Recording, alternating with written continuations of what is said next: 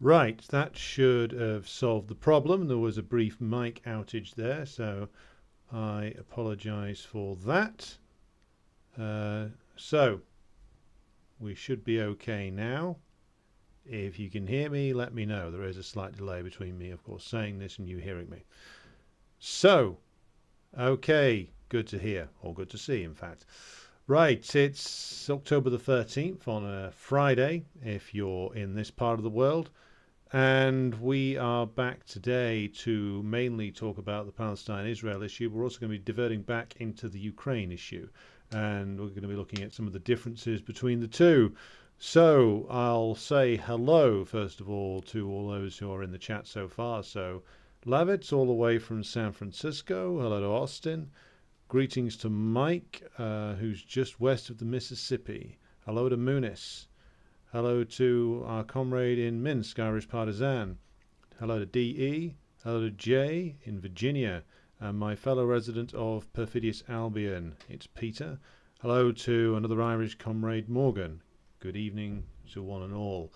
So, every time we do this, it feels like something else is happening in terms of the escalating global crisis of imperialism, I think is the best way to describe it. And I'm going to be talking more about that tonight, though that has pretty much been the theme of this program since we started.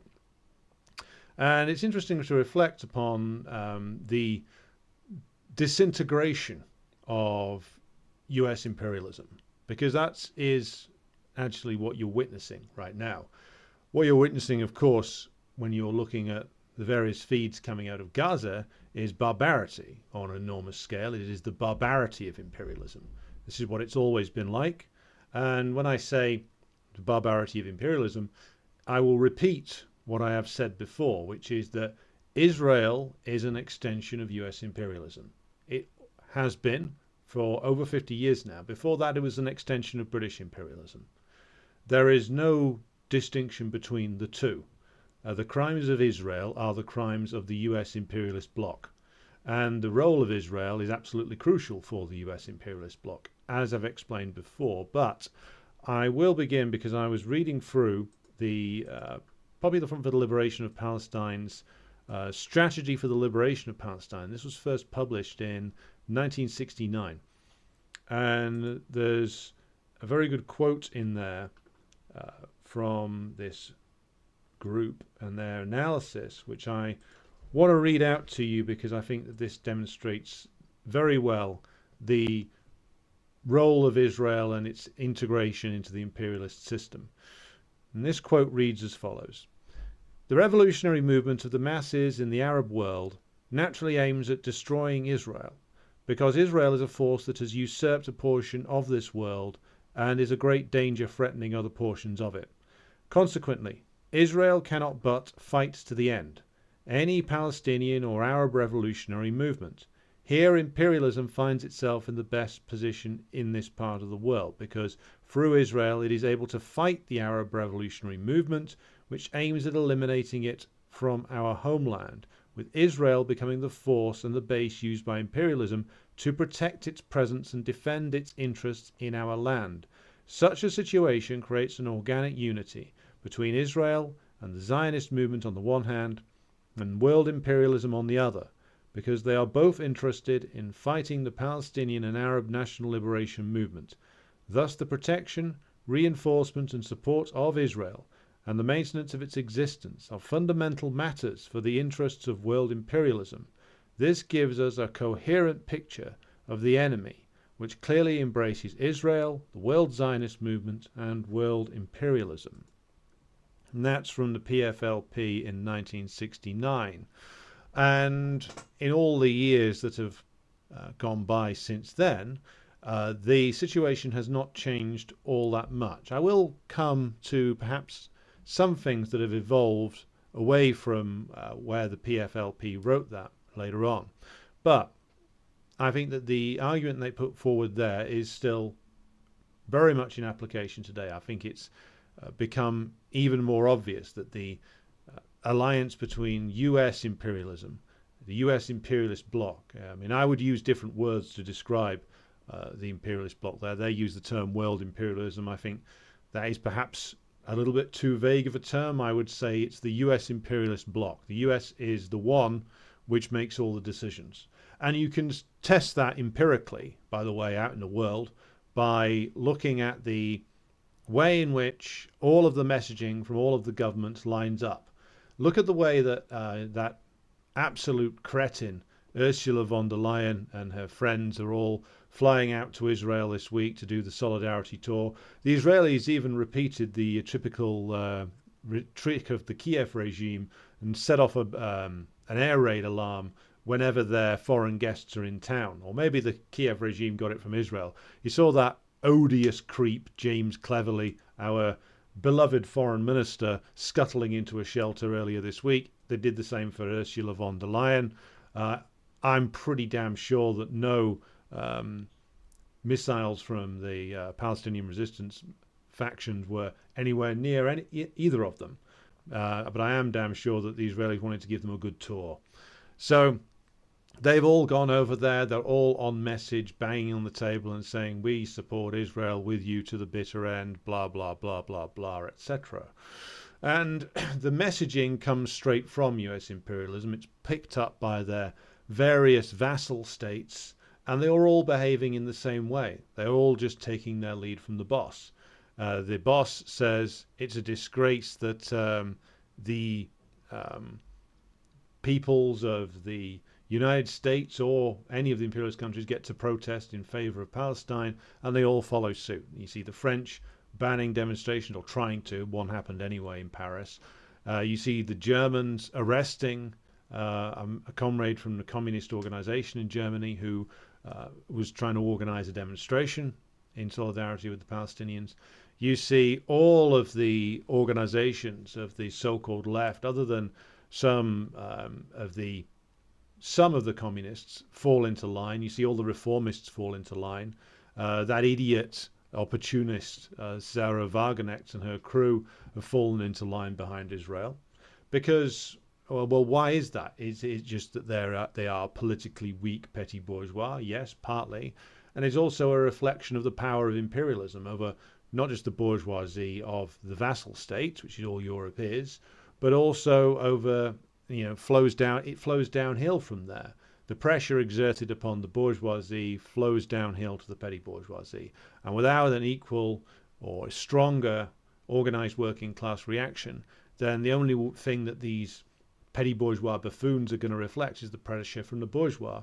And so you've got the wretched remains of the French Communist Party declaring that they're taking a vehement stand against Hamas. Really bold stuff there, comrades, by the way.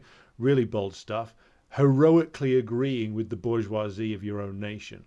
I mean, this is like the so-called socialists who backed the activities of the French Empire in trying to hold on to Algeria back in the 1950s, which quite a lot of the French social democracy did back the French Empire and trying to hold on to Algeria. There was French social democrats who were prime ministers in the period of the Fourth Republic until it fell in 1958.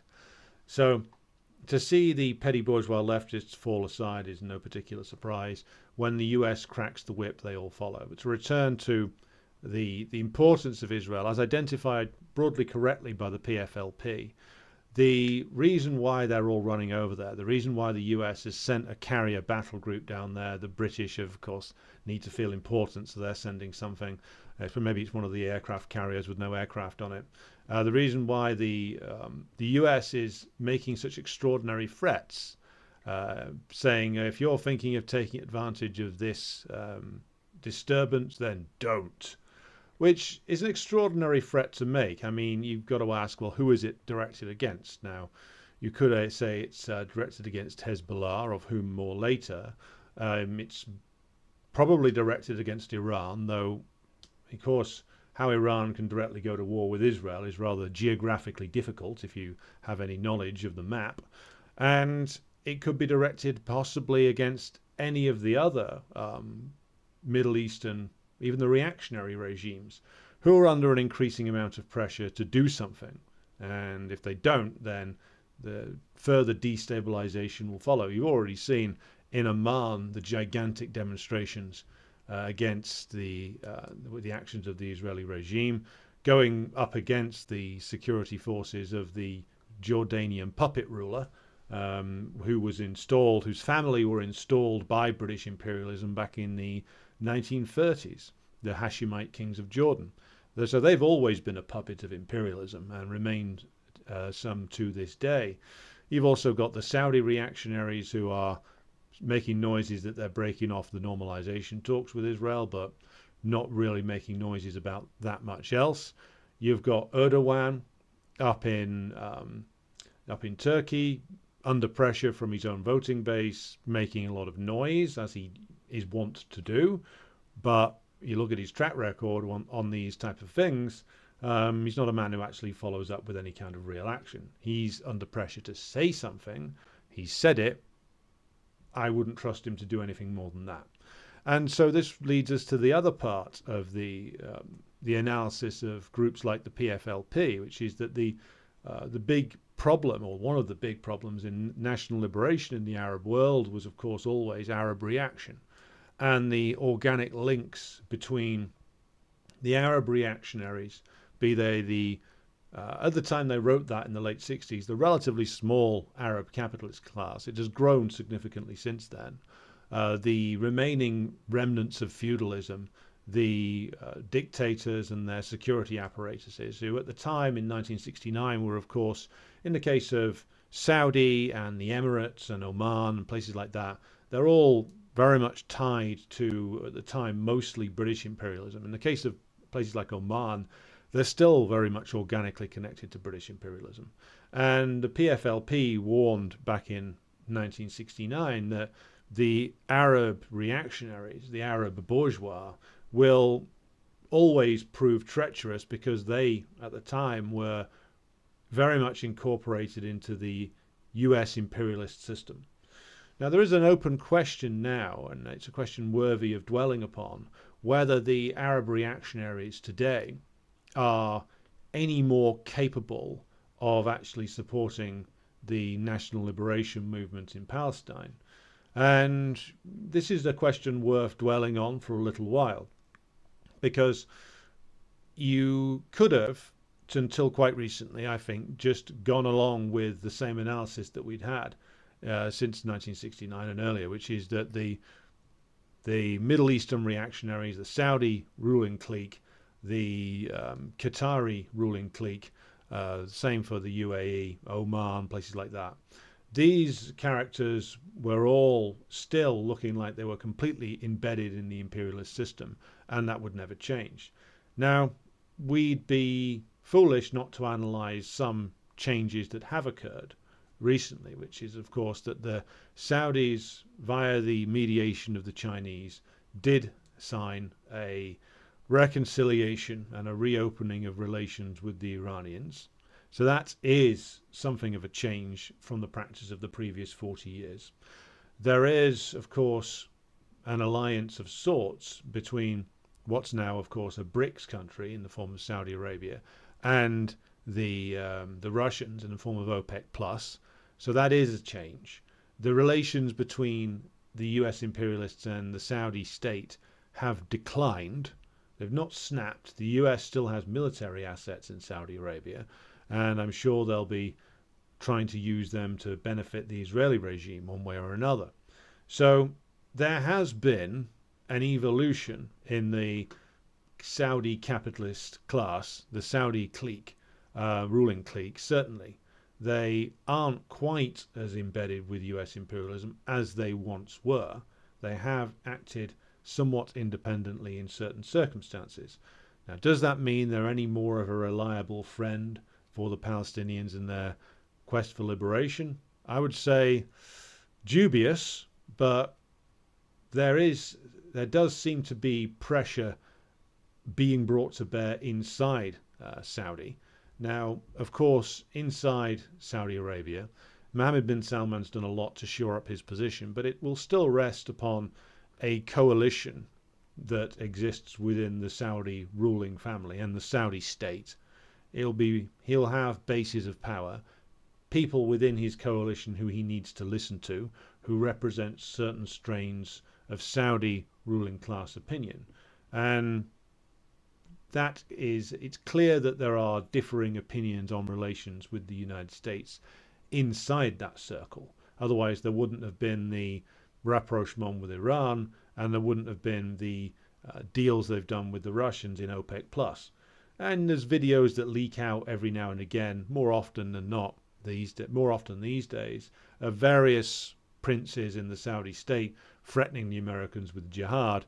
Now, of course, that could just be, the talk of a man who, shall we say, has overindulged himself before forgetting his vows. But I think it does reflect the fact that a lot of the Saudi rulers, the Saudi ruling circles, have gone along with US imperialism for a long time. They were certainly happy to go along with it in the days of the Cold War, when there was more of a potent threat from Arab nationalism and socialism and communism. But when that has gone, of course, contradictions will start to creep in. And it's clear that there are those within those Saudi ruling circles who are more hostile to the United States, who want to pursue an independent line to some degree. And there will be those who are outright hostile to the United States and Israel. Remember, Osama bin Laden came from the Saudi ruling circles. And he, certainly by his pronouncements, was hostile to Israel. More so, by the way, than our old friends in ISIS, who are, of course, been allied to the Israeli state for quite some time, up to the point where they received medical treatment in Israeli-occupied Golan Heights area as part of Israel's involvement in the Syrian civil war, the attempt by the imperialist forces to overthrow the Syrian government. So could we see some kind of change there in the position of the Saudis? It's possible, because the rulers will be under pressure, both within the elite and more widely in the region. Clearly, the Qatari rulers are feeling some kind of heat, feeling the need to look as if they're doing something. The Egyptians are making noises about protesting. Of course, so far, their only big plan, that I can tell, is to go to the UN and protest over this. So the big plan so far of the Arab reactionaries doesn't look like a promising one. It's go to an institution which has never been more weak or discredited, and demand that Israel stops doing what it's doing at some point past this weekend. So there's not exactly a degree of urgency there. What you've got is a lot of statements about the need to stop, about the need for a ceasefire, about the need for humanitarian aid to enter Gaza, but not a lot of actual action has gone on so far. Now, you might argue that it's relatively early days yet. There seems to be an attempt led by the Iranians to try and pull together the positions of the governments of the Middle East. Now, again, whether they are successful at coming up with something, that's another question. There will be a lot of pressure on even the most reactionary regimes, as I say, to look as if they're going to act. Failure to do something now might be fatal to the kings of Jordan or the Egyptian dictatorship. So that may motivate them to do something. As I said, I wouldn't count on Erdogan doing anything at all. That guy is a complete trickster and a complete fraudster. And in my view, there is absolutely no way that the Turkish ruling class will ever seriously endanger its relationship with US imperialism. The Erdogan regime has sparred with the US verbally every now and again. They fall out with them, but they always stick with them. And I wouldn't see this as changing. So to go back to the PFLP's analysis of 1969, and they're looking at the Arab reactionaries, there has clearly been an evolution there. The Saudi ruling group has clearly evolved slightly from where it was 20 to 30 years ago. But bear in mind, the Saudis were under pressure in the early 1970s as well, and staged the oil cutoff. So the question of whether the role of the Arab reactionaries has changed. Under extreme pressure now, they may be forced to do something. But I think the overall judgment of the PFLP from the late 60s, which is that these people are a constant knife in the back of the Palestinian and wider Arab national liberation struggle, I think is still correct. Like, none of these characters are to be trusted. All of them, as any ruling class does, have far more fear of the movement of the masses than they do the US imperialists or the Israelis, with whom they would ideally like to make an arrangement, but due to the strength of opinion, both inside the Middle East and also inside some elements of their own governments, they're not able to at the moment. But they're not to be trusted. The only thing that will compel them to do anything is if they are more afraid of the response of the masses in their own countries if they do not. So, again, I think the overall judgment of the PFLP is still holding, despite some changes there within the reactionary regimes. So, to go back to the question of Israel and US imperialism, Lloyd Austin, the Raytheon board member and Secretary of Defense, went over there today and, of course, as I said, made his ridiculous, portentous speech and confirmed, of course, that there's no way that the US imperialists are prepared to see Israel publicly defeated. That would be unacceptable. They don't want Netanyahu there in the long term or even in the medium term. They have to keep him there until this operation is over, which it will be.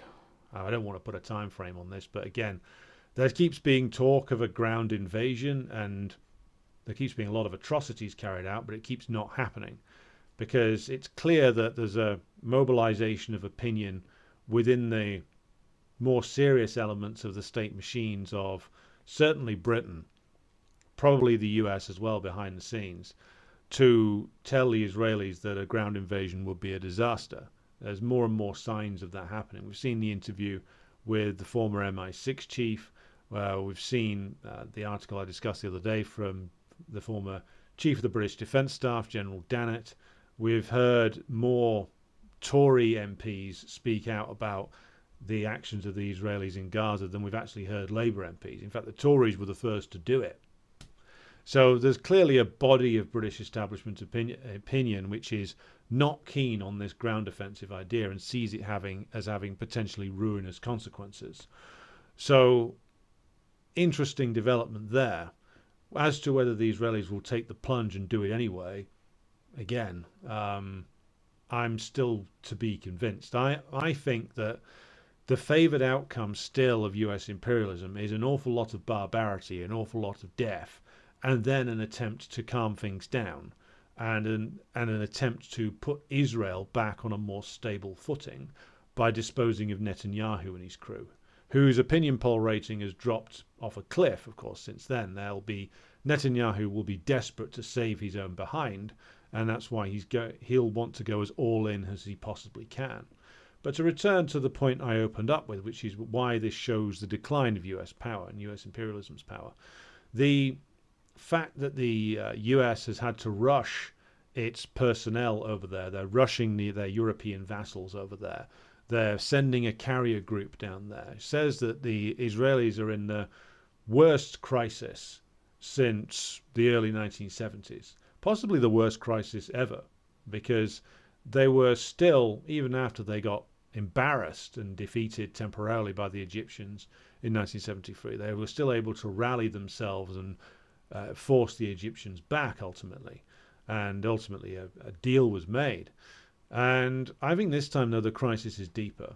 And the crisis is deeper partly because the crisis of US imperialism is far worse. They're a lot weaker than they were 50 years ago.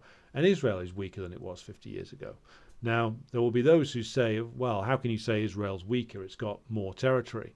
But Israeli society, being as riven with contradictions and as politically unstable as it has become, not just over the last couple of years, but over the last decade, since really the days of Sharon, when Sharon carked it, went into a vegetative state and then carked it, when he departed from the scene, there's been like a series of very weak, unconvincing Israeli governments since then. Netanyahu has been in and out of power because he's probably the most skilled politician and the most able to put together a coalition out of that sort of uh, bag of rancidized slime that exists in the Knesset. And he's able to pull together coalitions that have some staying power. The others, like Yair Lapid and Naftali Bennett, who spectacularly lost it when asked a difficult question on Sky News, of all places, about Palestinian civilian casualties. So the political instability of Israel is, of course, is part of this, but that's a reflection of the fact that this, as a settler colonial state, as a colonial project of US imperialism, which is what it is. Let's get into that now. We've said this before. It was, of course, a state started by a collaboration between the Zionist movement and British imperialism, who employed them. And the plan was, and this was reflected in the way the state was formed, and the way that the UN resolution, which was passed in 1947 about the foundation of Israel. They wanted to originally, the British that is, form free states in the area of Palestine, and this was the Royal Commission report that came out in 1938, I believe. And this is what Willie Gallagher, the Scottish Communist MP, wrote about in that article I shared the other day. The original plan was to have an Arab state, a Zionist state, and basically the British in the middle. Now, this is a classic scheme of sort of later period British imperialism, which is that you create two entities that will constantly be at odds with each other, and then you insert yourself there as the imperialist power and claim that you are there to secure stability. This is what the US does all the time. If you look at what they've done in northern Syria, they helped create and certainly armed the various different jihadist organizations that were fighting against the Syrian government. They then armed the Kurdish fighters and turned them into the SDF, which is an open puppet and policeman for US imperialism now. And then they said, well, we're here to secure stability in northern Syria and we're here to fight ISIS. Of course, then Trump gave the game away by saying, oh, well, we're here to take the oil. We're taking the oil. That's what we're there for. I did promise you a Trump impression at some stage. So the role that the British imperialists were hoping to play there was that they were hoping to put themselves in the middle of these two states and essentially use Palestine as a staging post to secure other parts of their fraying empire. Of course, this all falls to pieces after 1945 because the rationale for having the east of Suez presence went out the window when the Indians rose up after 1945 and finally kicked the British out. And also the British were too stretched to maintain themselves in Palestine, so they quit and scuttled out of there. Now, the UN resolution that followed, of course, was meant to follow from the original British plan, which was to have two states there. But of course, the Palestinian leadership, such as it was at the time, didn't agree to that UN resolution because the whole point of that resolution was to award far more land to the Zionists than they were actually in possession of in 1947.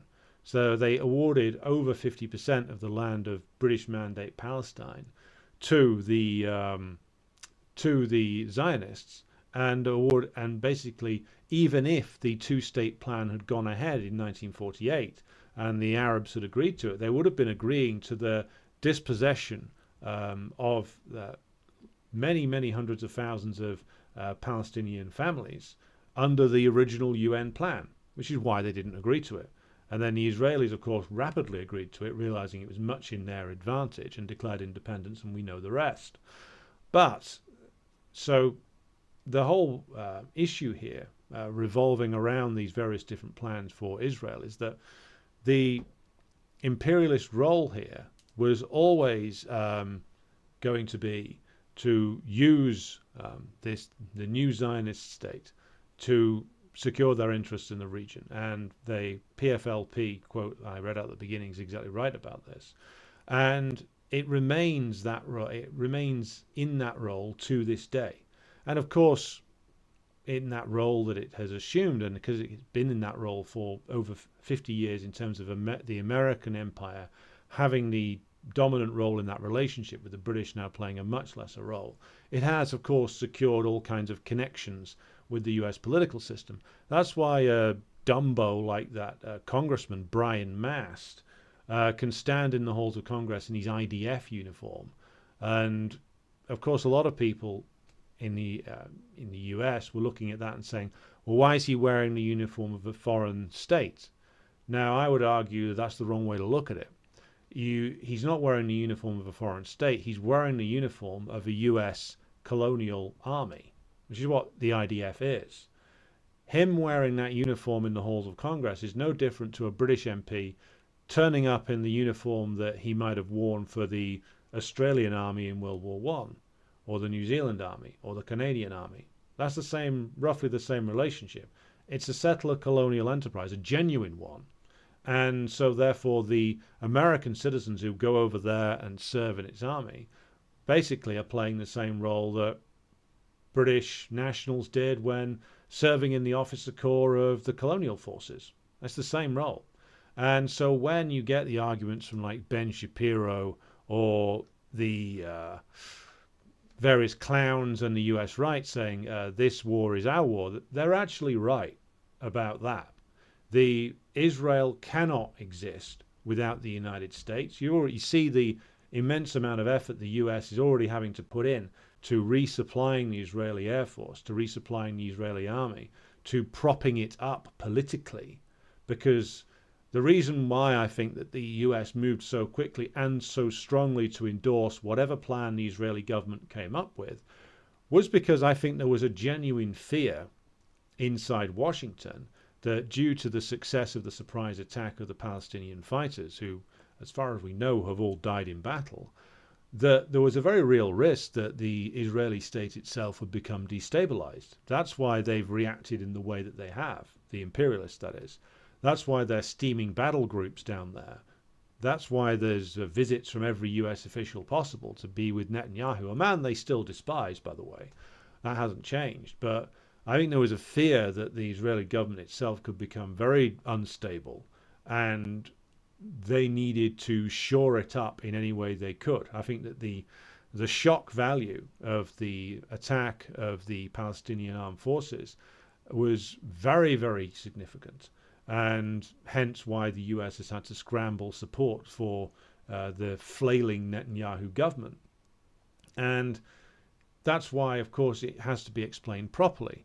And I see a lot of people saying, well, it's not a US war. It's like the argument Tucker Carlson was using in the strange shouting match he had with Ben Shapiro the other day. And Shapiro was insisting that it is. And Shapiro is actually right, which is that without the US, there is no war. Without the US, there is no Israel. And that's ultimately why this is going to really fall apart in the end. Even if the Israelis manage to slaughter their way to some kind of acceptable solution to them this time around, the state of Israel is still going to become more and more unstable, and ultimately it's going to perish along with US imperialism when that empire finally goes down.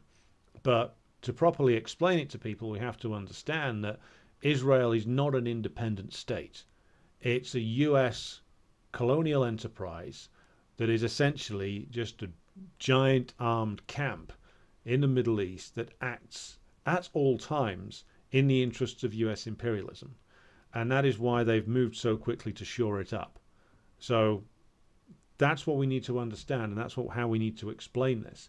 Saying that, as some people are, that, well, it's not a US war, Israel's a foreign state. No, we need to explain the role Israel plays properly to people, not indulge in this mythology that's been pushed around, that Israel is somehow an independent entity. It isn't, any more than Ukraine is now. It's just that Israel's been at this a long time. There's a reason why the the Ukrainian leadership has been saying we want to be Israel for Europe. Well, they can't be really. I mean, it's a completely different set of circumstances. But the Israeli model for the Kiev reactionaries seems to be, until quite recently, a relatively successful one, which is that they would be a U.S. puppet state, a heavily armed camp for U.S. imperialism, acting as the enforcer for the U.S. empire against principally the Russians. Of course, it was never going to work out that way, and you can tell, as I said the other day, just how afraid the US actually always has been of Russian military reprisals because of the fact that they never openly sent troops into Ukraine. There are a lot of US personnel there under the cover of various different identities and various different legal definitions, but they never stuck troops there, not openly. There was a lot of they kept being taught that they were going to do it, but they never have, because they were always been rightly afraid of an encounter with the Russian military, which they would lose. They're doing this in Israel now because, of course, even though Iran is a powerful state and has capabilities that could seriously damage the United States, it doesn't share a border with Israel. It can't just drop an Israeli force into an Iranian force, into Gaza to defend it. And, General Sisi in Egypt's not likely to do that anytime soon. So there's nobody immediately in the area who's in a position to stop the US or directly take them on if they deploy troops there. So, right, there's a lot of comments coming in, so I'm going to pause to go through this. Right, so hello to Philbin, who says, Israeli journalist, quote unquote, Nicole Zedek and TV reality star Mor Admi appear to have invented two of the most notorious atrocity propaganda, reassuring public mostly knows hearsay and fear when they see it. Right, oh yeah, Shapiro was found to have posted an AI-altered image that purported to show a burnt infant, an incinerated infant, and is actually a doctored photo from a dog rescue shelter. Good evening to Michael Hodgson in Canada. And by the way, we're going to see a lot of more fakes before this thing's over. Good evening to Brian in Dublin. Irish Partisan says, disheartening to see Die Linke and the other institutional Western left fall into line with US imperialism. The PCF supported the French imperialism back in the 50s and 60s over Vietnam and Algeria. Yeah, the French Communist Party has been rotten for almost as long as the British Communist Party has. And again, this is central to understanding this is the role that imperialism plays. Because France and Britain are two of the old colonial powers. As soon as, of course, the French and British Communist parties got themselves established to the point where they were legally tolerated, all the pressures of opportunism and the temptations of opportunism came down upon them, and they started to act in an opportunist fashion, including backing up colonial wars, which is what the PCF was doing, which is absolutely disgusting, and it sort of spits on the legacy of their own heroism in World War II.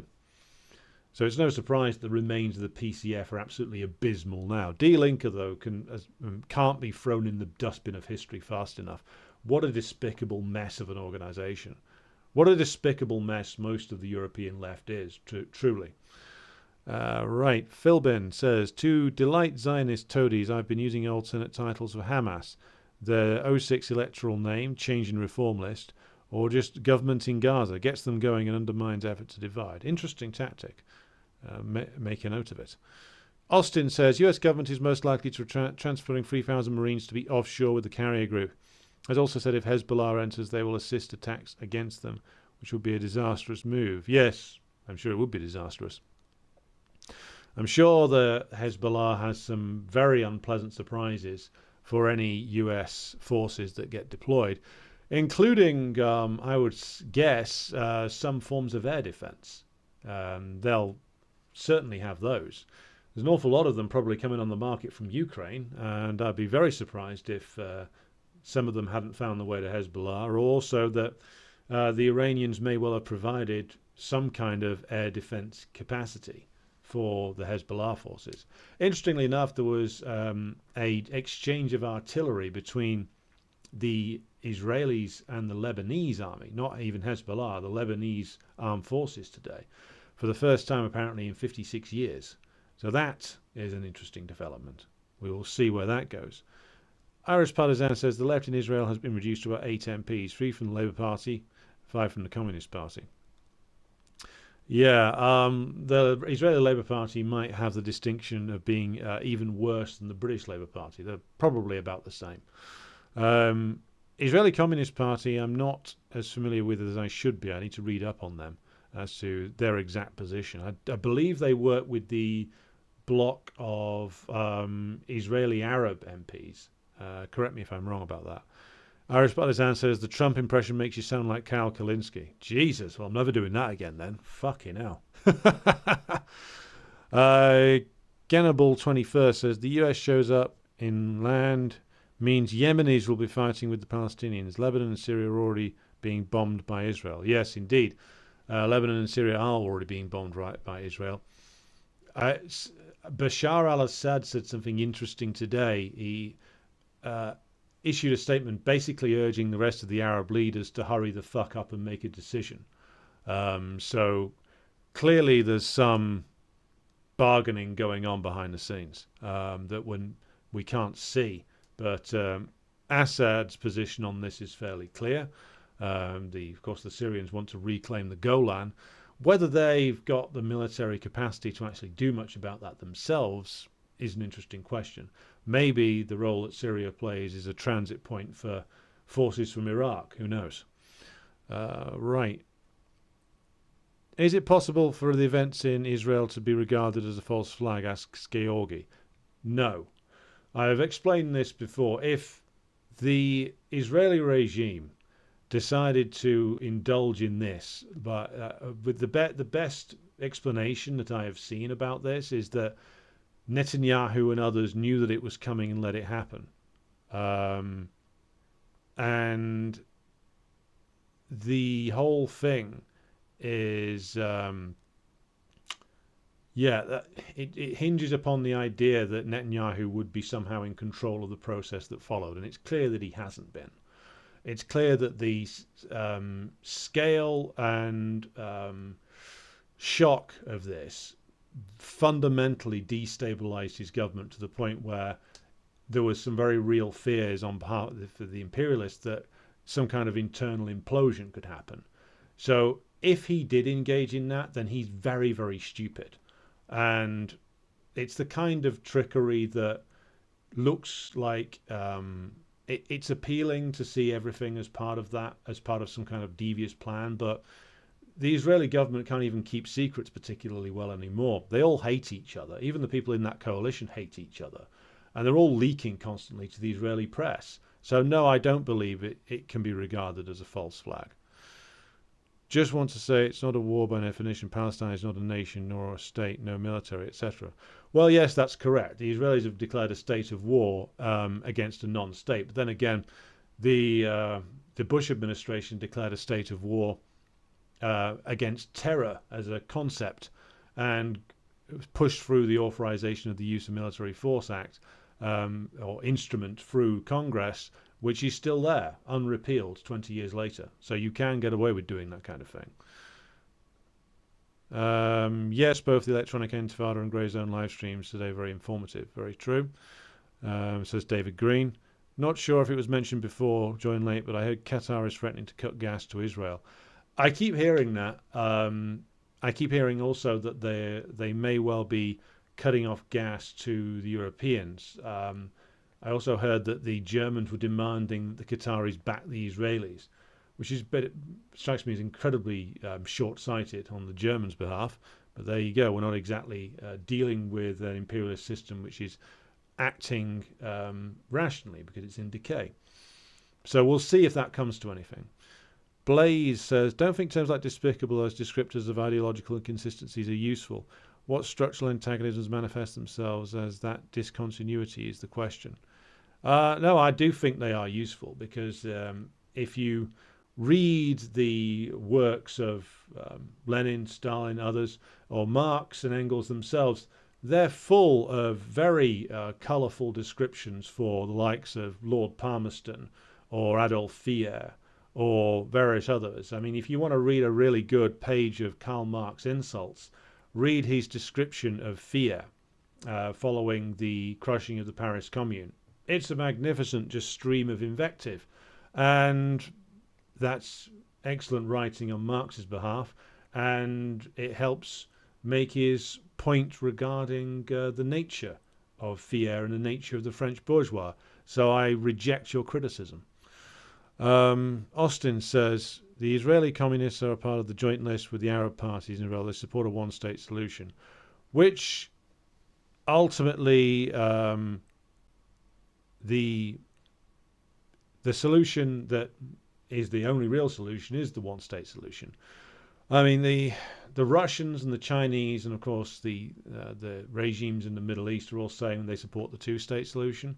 Well, I'm yet to see any evidence that any of them would be capable of exerting the amount of pressure required upon the Zionist regime and ultimately US imperialism to make that a reality. Because, as I've said before, if the two-state solution gets pushed forward in a serious way, it's the end of Israel.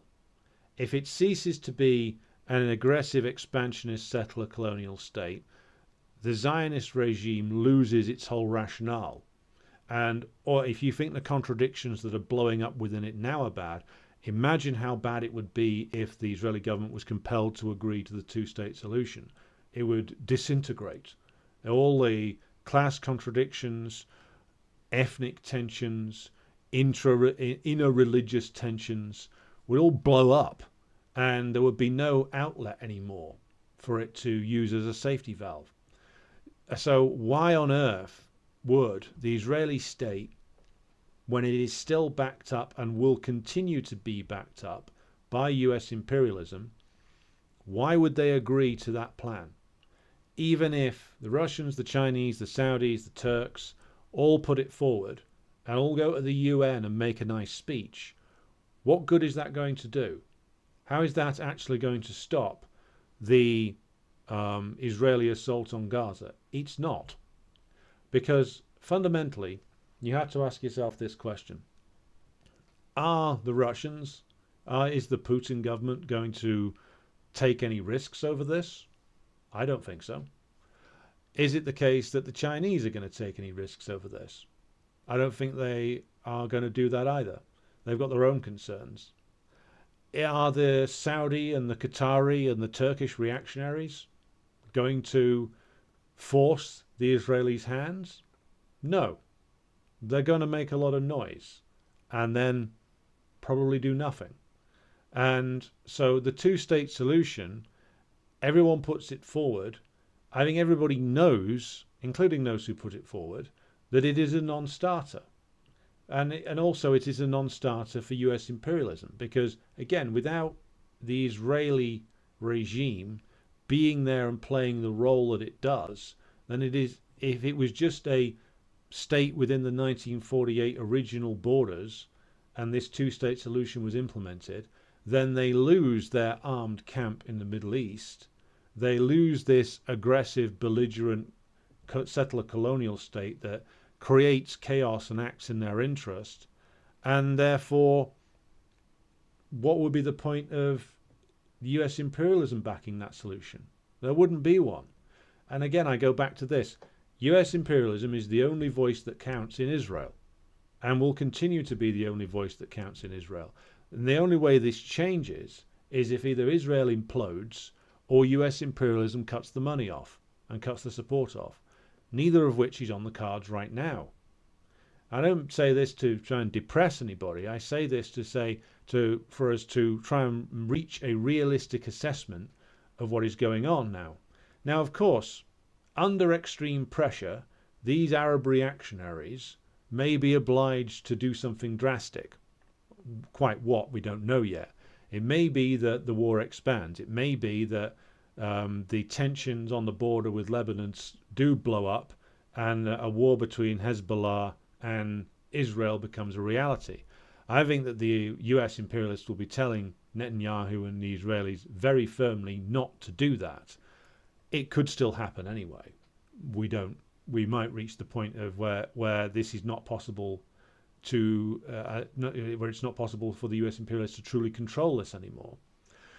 But that is the situation as I see it at the moment. This whole two-state solution peace plan thing, which is being kicked around by the BRICS nations and indulged in all this discussion, is a non-starter.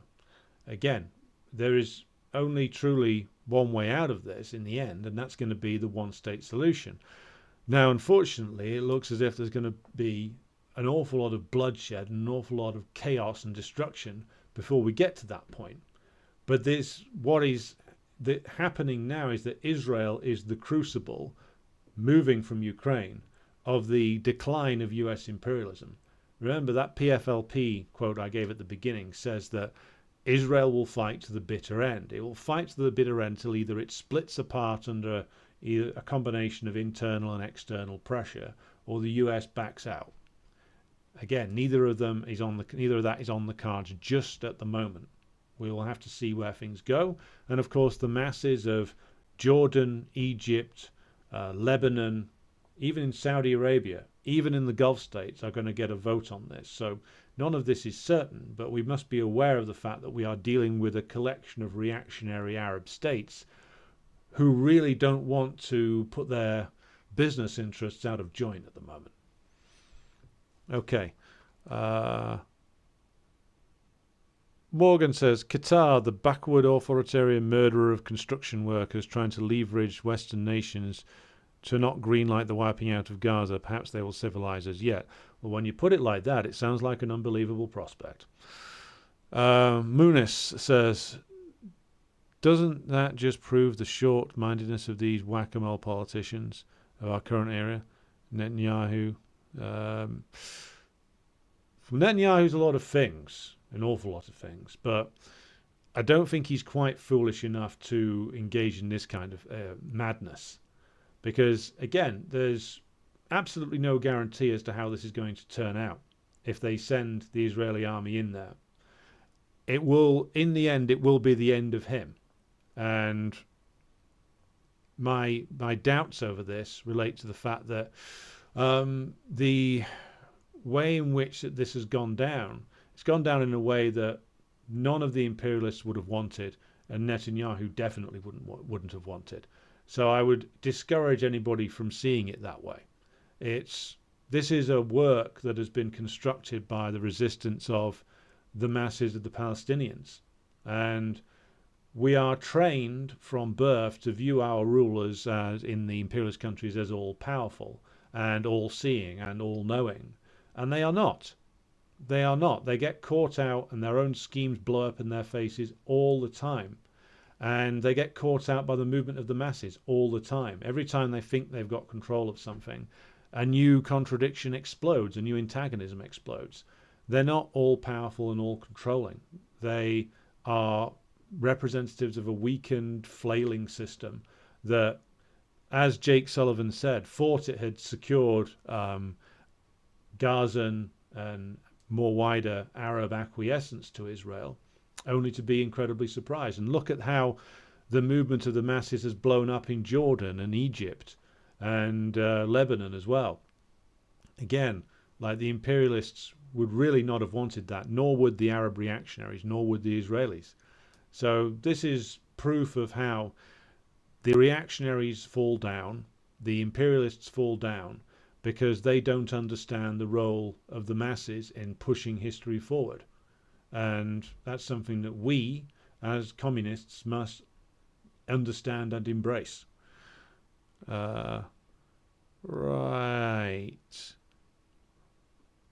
Will I be at the Manchester Palestine rally tomorrow? Yes, I will. I will be live and at the scene. If I can get some kind of live stream going, I will be doing so. If not, I'll be posting on Telegram and Twitter about it all day until presumably Elon Musk blocks us all. Philbin says, brings enormous satisfaction to see after a week of fighting the IDF hacks have still not completely reached the Gaza prison perimeter. Palestinians partisans are holding out at Zikim naval base and 2 other places. Well, that's good news. But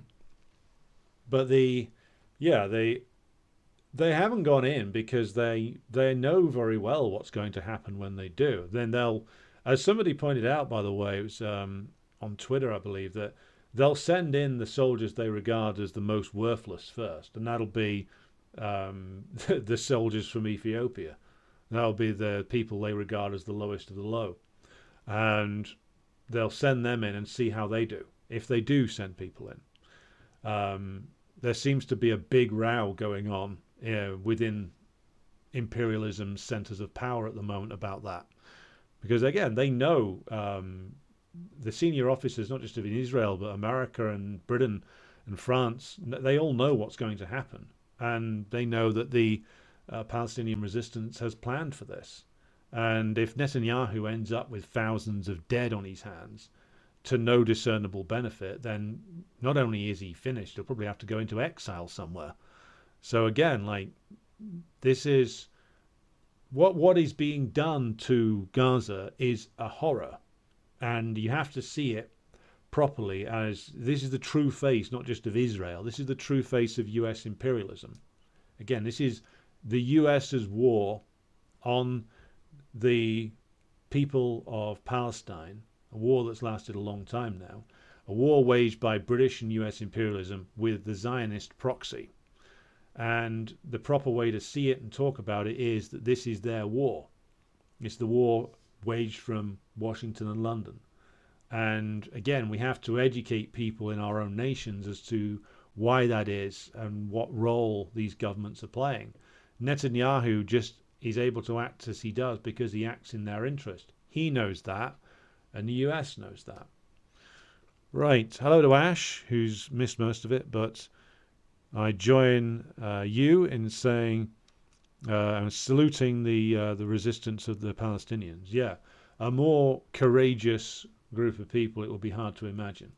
In fact, it's hard to imagine living in those circumstances and with the long shadow of an imminent death being cast over you, but still they act with great courage and great resolve. There's the old parable, if you would, or tale used by Hegel when he talks about the master and slave dynamic. And to cut a long story short, the end of it is basically the changeover between the master and the slave, where you're not really aware of like who in the end the slave is more free than the master at the end of that dynamic, as described by Hegel, because the slave is able to define himself and the master is the one who is captured by his role as the master. And this is, I think, relevant here because the people of Gaza, even with all the horrors that they're facing, are willing to go toe-to-toe with an army that is armed to the teeth by US imperialism, and they stand a good chance of inflicting incredibly heavy damage upon it. And their courage should be a lesson to us, really. It should shame any of us who have any doubts or fears about our vocations, shall we say. And if they can resist in the way that they have been doing for such a long time and against such incredible odds, then what are our petty troubles in comparison? You know, they are imprisoned and they are under the constant threat of death, and yet they haven't given up. Too many of us in the West have become almost like the slave owner in Hegel's old tale, in that we are so afraid so often to lose the small concessions made to us by imperialism that it drains energy from our movements, especially when the governments of the imperialist countries turn around and give everybody the finger. Like I saw somebody tweeting out earlier, and I understand why this person did that, saying, "Oh, we need Iraq war type numbers on the streets tomorrow." Well, okay, we had 2 million out. What was done with them? Well, we've gone into this before. What happened with that? Blair gave everybody the finger and everybody went home because there wasn't the type of organization and leadership there that could develop a consciousness that could lead us towards the kind of action that would have been needed to stop that war. And I still don't think we're at the stage where we have the kind of movement that could terrify the rulers enough to drop Israel like a hot potato. We're not there yet. I think perhaps we're further towards it in terms of the shedding of illusions about the system. But because our leadership in all of these movements is still drawn from the labour aristocracy and the petty bourgeoisie, these are still people who, even though they might quite genuinely believe in the cause about which they're demonstrating, they also don't want to take any risks, and they also don't want to end up being tossed into prison. Now, I don't blame anybody for that. That's not a particularly pleasant prospect. But you reach a point where in the next few years, those kind of choices are going to have to be made, potentially, which is that the state is going, whether it's about this or whether it's about the state attempting to reimpose the conditions through which profit can be generated by extending the working week, hammering the rights of the working class. At a certain point, we're going to run headlong into a confrontation with the British state, the French state, the American state, as they attempt to revive their system on the backs of the working class. And that kind of fundamental confrontation is coming, and you can feel it coming. And unless you're ready for that, or unless we're building to be ready for that, then we're going to end up making the same mistakes with even more devastating consequences, because we have had things led for far too long by people who are too privileged, too bound into the system, and who are quite happy to act as a controlled opposition in all but name, because they don't want to sacrifice their comfortable place in the system. And that goes for far too many people on the left. It's why the left in Britain always crumbles, always gives in, and always surrenders, because when faced with the power of the state, they run away. So, right. President Jesus says, is it possible to defeat Hamas? No, not in the way that the Israelis are talking about it. They keep babbling on about and screaming about defeating Hamas. They've probably done very little to damage Hamas with this bombing raid, the bombing raids that they've been doing. One thing that has been floating around on the internet is the idea that Hamas has developed some kind of anti-aircraft missile technology, or has something. I have yet to see evidence of that yet. If they had that, then, well, that would make the Israeli incursion even more costly. But no, Hamas exists not just in the Gaza Strip, but also in inside the West Bank to a lesser degree. And of course, they'll have an operation outside of Gaza too. They had an office in Qatar for many, many years. I'm not sure if they still do. And a lot of their funding in the old days came through Qatar. So, no, it is not possible to stamp out Hamas. It is not possible to defeat them via the tactics the Israelis are using. All the Israelis are doing right now is butchering large amounts of the Gazan civilian population, because Hamas have dug their defences far beneath the earth. The defence network that they have got is very formidable. And the whole question of whether the Israelis can actually touch them or not via air raids has, I think, been answered, which is that they can't.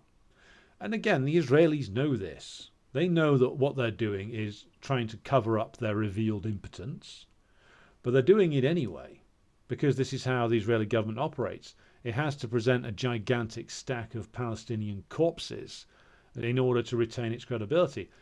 That's why Thomas Friedman was banging on the other day and saying we need a more credible face to deliver a harsh response, because some in the US fear that Netanyahu is too discredited a face to put on this. Or perhaps they've decided, well, we'll make him own this, then we'll get rid of him. But we'll see how that goes. But yeah, they can't defeat them. Not militarily. And if they do go in a big incursion, then they're going to be, I think they're going to be defeated militarily, to be honest. I think they will have such a degree of casualties inflicted upon them that eventually it will end up like it was in 2014, but I think with much more devastating consequences for Israel, that they'll have to call a halt to it. And the more it goes on and the more the slaughter continues in Gaza, the more the pressure builds on the imperialist governments, the more the pressure builds on the reactionary governments in the Middle East, and the more likely it is that this thing cracks. And the resistance fighters in Gaza know that very well, and I think that they have planned accordingly. Depends if Biden's Adderall is working. Well, yeah. Don't know how much of that they can stick him on these days without risking him having some sort of coronary. Austin says if they send the IDF in, the Israelis will take heavy casualties, which is what they are afraid of. Also could be the igniter of wider intervention, outside intervention on the side of the resistance. Wait and see. Yeah, that's what we are doing at the moment. Do you think Netanyahu, asks, this is from Telltale, do you think that because Netanyahu is politically finished, he'll sign away Israel and flee? Well, that would be the ultimate end, wouldn't it? Netanyahu, the man whose entire career has been based on him being Mr. Zionism, signs a surrender document and then runs into exile. I can't see that happening, Telltale, but I'm sure everybody would appreciate the bitter ironies if he did. Basically signs a surrender document saying, what, dear Hamas, you won, signed Bibi, I'm off to my retirement home in Florida. No, I think that more likely if any Israeli prime minister tried to sign that kind of what the Israeli reactionaries, ultra-reactionaries, would regard as a surrender document, they would probably be killed. You would probably see some kind of attempted coup in Israel.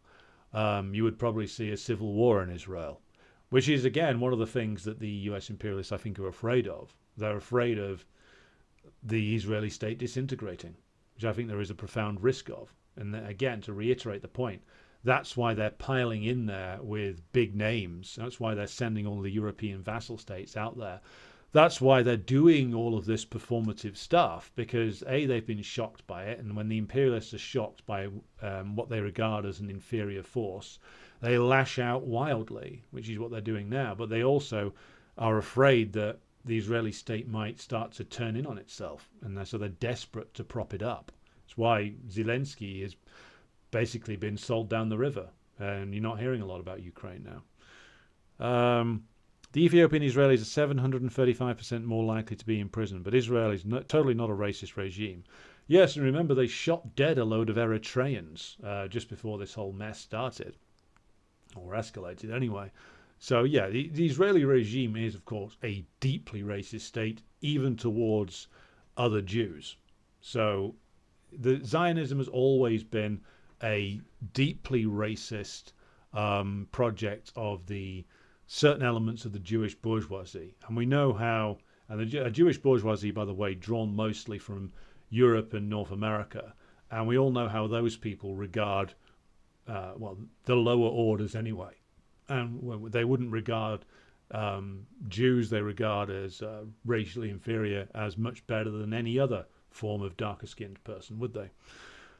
Irish Partisan says, I think we have reached a turning point in the Israel-Palestine episode. The current events signal the beginning of the end of the Zionist state. Yes, I think Irish Partisan is completely correct. Even if they get through this, something else will erupt. The contradictions inside Israel will erupt again.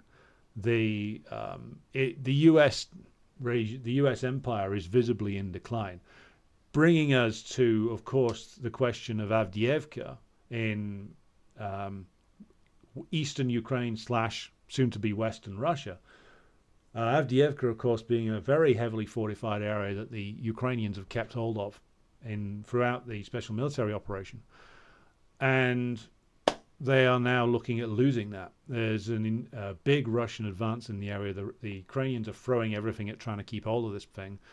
And this is the area from which Donetsk city is shelled. And so the Ukrainians are desperate to hold on to it, but it looks like bit by bit, piece by piece, the Russians are pushing them back and pushing them back. And Avdiivka goes and the rest of Donetsk goes. And now the US is embroiled in this mess in Israel, and as are going to be the Europeans as well. the likelihood that Zelensky is going to continue to be the favourite firmly gone out the window. That's firmly gone out the window. And the Russians will bring this thing to a close, further revealing the impotence of the US empire, further encouraging the resistance movements of the Palestinians to push on against the Israeli enemy. And that's what they will do. And they will keep fighting till I am sure that liberation will come. And again, to go back to the question of the Arab reactionaries, if they fail on this, if they don't do anything meaningful, if the Saudis, the Egyptians, the Qataris, the Omanis, if they all just stand there and watch Gaza get slaughtered whilst making some kind of pathetic speech at the United Nations, and that's their only action, then they're probably finished too, all of them. The contradictions will roar up even in a place like Saudi. MBS will end up with his rule destabilized, partly through frustration and rage over this, but also because of adding to other contradictions as well. And this is the understanding that a Marxist analysis will bring you. It'll help you to analyze these societies and see them as the being riven with contradictions and antagonisms, and that the rule of the particular class that's at the top, or the particular semi-feudal clique, is always much more unstable than it appears. Right. This is from Philbin. This careful, necessary and defensive action shows the Palestinian people are mobilized for their liberation once again, and shame on us for ever doubting it. The Palestinians have inspired the world. Yeah. As I said, the courage and determination of those people should both shame us and inspire us. It really should. Karen Mendes says, watch the Grey Zone comprehensive on the Israel-Palestine American take on this genocidal war this evening's show. I've watched some of it. I will come back to it later. So yes, demonstrations tomorrow in solidarity with Palestine will be held. As far as I'm aware, it will be a demonstration in London, which is starts at midday. I think it's outside the BBC building. There is one in Derby. There's one in Birmingham, I think. There's definitely one in Manchester, because that's the one I'll be at. And I think there's one up in Glasgow as well. All of these are available online. If you check out, I think that they're being advertised on Twitter. I will get hold of all of the confirmed British demonstration details that I can and post them on the Twitter and Telegram channel.